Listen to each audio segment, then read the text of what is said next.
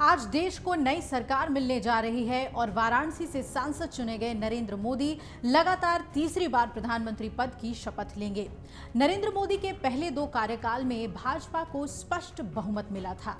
इस बार उन्हें गठबंधन की सरकार चलानी है और ये पहली बार है जब मोदी गठबंधन की सरकार चलाएंगे। इससे पहले 2001 से 2013 तक मोदी गुजरात के मुख्यमंत्री रहे और 2014 से 2024 तक प्रधानमंत्री रहे तो भाजपा की बहुमत वाली सरकारें ही रही। देश के संसदीय इतिहास में 10 साल के बाद फिर से गठबंधन सरकार का दौर लौट आया है, जब किसी एक दल को स्पष्ट बहुमत नहीं है। अब आइए जानते हैं कि देश में कब कब इस तरह की सरकारें बनी, गठजोड़ वाली सरकारें कितने समय तक चली, सबसे ज्यादा और सबसे कम गठबंधन वाली सरकारें कब कब चली। 1977 में कई दलों ने मिलकर एक दल चुनाव चिन्ह पर चुनाव लड़ा और स्पष्ट बहुमत की सरकार बनी। ये देश की पहली गैर कांग्रेसी सरकार थी और जीत के बाद मोरारजी देसाई देश के प्रधानमंत्री बने। मोरारजी के नेतृत्व में गठबंधन 2 साल तक चला, लेकिन वैचारिक मतभेदों के कारण जनता पार्टी में टूट हो गई। इस सरकार में गृह मंत्री रहे चरण सिंह ने पार्टी से अलग होकर जनता पार्टी सेक्युलर बनाई और कांग्रेस पार्टी के बाहरी समर्थन से चरण सिंह प्रधानमंत्री बने। ये देश में गठबंधन का पहला प्रयोग था और ये प्रयोग केवल 23 दिनों तक चला। 28 जुलाई 1979 को चरण सिंह सरकार ने शपथ ली और 20 अगस्त 1979 को जब नई सरकार को बहुमत के लिए संसद का सत्र बुलाया गया तो कांग्रेस ने चरण सिंह सरकार के समर्थन वापसी का ऐलान कर दिया। इसके बाद चरण सिंह को इस्तीफा देना पड़ा। हालांकि नए सिरे से चुनाव होने तक चरण सिंह कार्यवाहक प्रधानमंत्री के तौर पर पद पर बने रहे और इसके बाद 1980 में देश में पहली बार मध्यावधि चुनाव हुए, जिसमें जीतकर इंदिरा गांधी के नेतृत्व में कांग्रेस वापस सत्ता में आ गई। 1980 के लोकसभा चुनाव के करीब 9 साल बाद देश में एक बार फिर गठबंधन सरकार वाला दौर लौटा। 1989 में देश में लोकसभा के चुनाव हुए, जिसमें राजीव गांधी के नेतृत्व वाली कांग्रेस को हार का सामना करना पड़ा और ये पहली बार था जब किसी भी पार्टी या चुनाव पूर्व गठबंधन को क्लियर मेजॉरिटी नहीं मिला था और चुनाव के लिए पूर्व कांग्रेस नेता विश्वनाथ प्रताप सिंह ने राष्ट्रीय मोर्चा नाम से एक गठबंधन तैयार किया।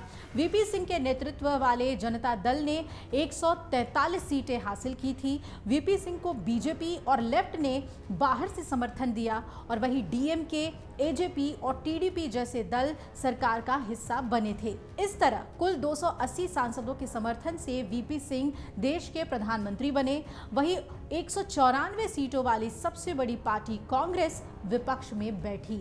वहीं वीपी सिंह की ये सरकार 1 साल भी न चल सकी और 1990 में वो वक्त था जब अयोध्या में राम मंदिर के लिए आंदोलन अपने चरम पर था और इसी आंदोलन के दौरान बीजेपी के सबसे बड़े नेता लाल कृष्ण आडवाणी को अयोध्या में राम मंदिर बनाने के लिए देशव्यापी यात्रा वो निकाल रहे थे और इसी दौरान उन्हें बिहार के समस्तीपुर में गिरफ्तार किया गया था।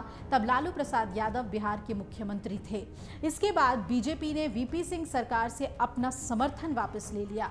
इस सियासी घटनाक्रम के बाद एक और गठबंधन सरकार बनाने की कवायद हुई। इसी कड़ी में राष्ट्रीय मोर्चे का हिस्सा रही जनता दल 2 धड़ों में बट गई। जनता दल के वरिष्ठ नेता चंद्रशेखर नवंबर 1990 में कांग्रेस पार्टी के बाहरी समर्थन से वीपी सिंह के बाद देश के प्रधानमंत्री बने। चंद्रशेखर की सरकार भी चंद महीनों के बाद ही गिर गई और 1991 में नए सिरे से आम चुनाव कराए गए, जिसमें कांग्रेस फिर से सबसे बड़ी पार्टी के तौर पर उभरी और चुनाव नतीजों के बाद कांग्रेस नेता पीवी नरसिम्हा राव जनता दल के बाहरी समर्थन से देश के प्रधानमंत्री बने। इस चुनाव में कांग्रेस को 244 सीटें मिली और वो बहुमत के आंकड़े से कुछ दूर रह गई। नरसिम्हा राव ने 5 साल तक अल्पमत की सरकार चलाई और 1996 में लोकसभा के चुनाव हुए, जिसमें बीजेपी पहली बार सबसे बड़ी पार्टी के तौर पर उभरी। भाजपा ने 161 सीटें जीती, जबकि कांग्रेस 140 सीटों के साथ दूसरे स्थान पर रही और जनता दल 46 सीटों के साथ तीसरे स्थान पर रही। कई छोटे दलों के समर्थन के साथ भाजपा के वरिष्ठ नेता अटल बिहारी वाजपेयी ने प्रधानमंत्री पद की शपथ ली, लेकिन वो संसद में बहुमत हासिल नहीं कर सके और उनकी सरकार केवल 13 दिन ही चल सकी। अटल बिहारी वाजपेयी सरकार के गिरने के बाद एक संयुक्त मोर्चा बना। एच.डी. देवेगौड़ा के नेतृत्व वाले संयुक्त मोर्चे में जनता दल और तेलुगु देशम पार्टी यानी कि टीडीपी के साथ साथ वामपंथी और कम्युनिस्ट पार्टियां भी शामिल थीं। ये गठबंधन भी आपसी झगड़े के कारण बहुत दिनों तक साथ नहीं चल पाया और देवेगौड़ा की सरकार 1 साल के भीतर ही गिर गई। इंद्र कुमार गुजराल ने उनकी जगह ली, लेकिन उनकी सरकार भी 1 साल से ज्यादा नहीं चल सकी। 1998 के लोकसभा चुनाव में देश ने एक बार फिर एक गठबंधन सरकार आई और 1998 के चुनाव में अटल बिहारी ने नेशनल डेमोक्रेटिक अलायंस यानी एनडीए नाम से गठबंधन बनाया, जो कि आज भी अस्तित्व में है, जिसमें शिवसेना और एआईएडीएमके जैसी पार्टियां शामिल हुईं। ये सरकार 13 महीने तक चली और इसके बाद एआईएडीएमके ने अपना समर्थन वापस ले लिया था। उस समय जयललिता थी जो खूब सुर्खियां बटोर रही थी अपने समर्थन वापसी की वजह से। इसके बाद नए सिरे से चुनाव हुए और इसी चुनाव में भाजपा ने 182 सीटों पर जीत दर्ज की। 299 सदस्यों के समर्थन के साथ वाजपेयी ने तीसरी बार प्रधानमंत्री पद की शपथ ली और इस बार वाजपेयी सरकार ने अपना कार्यकाल पूरा किया और ये देश की पहली गठबंधन सरकार थी जिसने अपना कार्यकाल पूरा किया था। अपना कार्यकाल पूरा करने के बाद 2004 में एनडीए को झटका लगा और इन चुनाव में सोनिया गांधी के नेतृत्व में कांग्रेस सबसे बड़ी पार्टी बनकर उभरी और इसके बाद संयुक्त प्रगतिशील गठबंधन यानी कि यूपीए नाम से देश में एक नया गठबंधन बना और पहले यूपीए सरकार में मनमोहन सिंह को प्रधानमंत्री चुना गया, जो कि वित्त मंत्री रह चुके थे।